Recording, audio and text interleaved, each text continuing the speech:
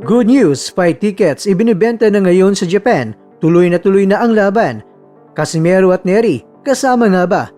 Opisyal nang pumasok sa critical updates at point of no return ay isa sa pinakinaabangang boxing events ngayong taon sa bansang Japan.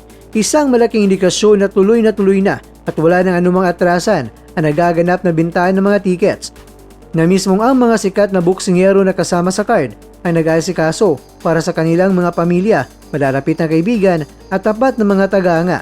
Sa pinakabagong pag-usad ng mga kaganapan, isang eksklusibong patunay ang lumabas direkta mula sa opisyal na Instagram story na sikat ng world champion na si Masamichi Yabuki sa kanyang post.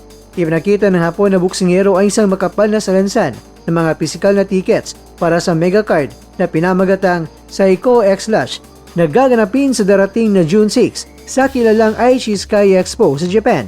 Ang screenshot na nakuha mula sa social media account ni Yabuki ay naglalaman na isang malagang mensahe na nakasulat sa orihinal na wikang Hapon. Narito ang malayang salin sa Tagalog.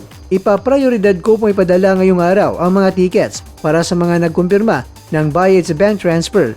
Ipinakita na aksyong ito ni Yabuki. Hindi lamang siya nakatutok sa kanyang pisikal at taktikal na preparasyon sa loob ng gym, kundi hands-on din siya sa pagtiyak na ang kanyang mga personal na bisita, malalapit na kaibigan at tapat na mga tagahanga